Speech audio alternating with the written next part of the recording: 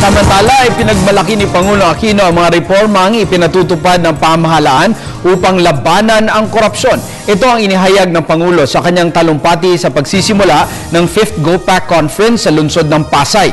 Binigyang diin ni Pangulo Aquino ang kahalagahan, pagsentro ng taong bayan at paglilingkod sa bayan. Ang detalye sa ulat ni Elena Luna. Good leaders, good laws, good citizens ang tema ng 5th Global Conference ng GOPAC.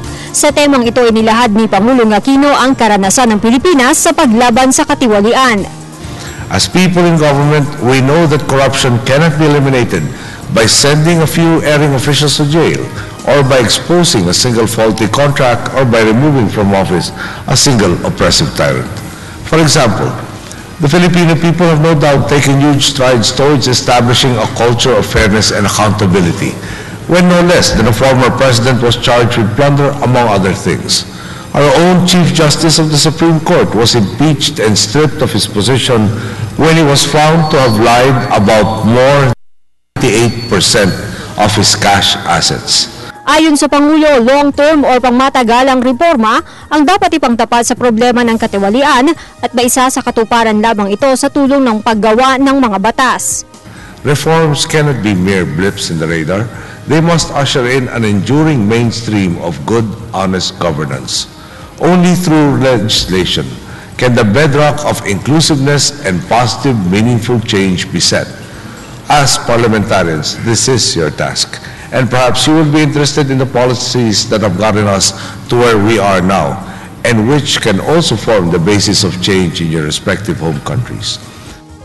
Sinabi ng Pangulo na kailangang nakasentro sa agenda ang taong bayan at ang maglingkod sa bayan. Inihalimbawa niya ang tagumpay ng isang proyekto ng DPWH na sa tulong ng tamang bidding nakatipid ng halos 300 milyong piso ang gobyerno. Ibinahagi rin ng Pangulo ang ginagawa sa ibang ahensya ng pamahalaan gaya ng Department of Justice, MMDA, DSWD, TESDA at Department of Budget. In terms of transparency, our administration has also been conducting groundbreaking work. The Budget Department has ordered the disclosure of budget information on the websites of all national departments and agencies.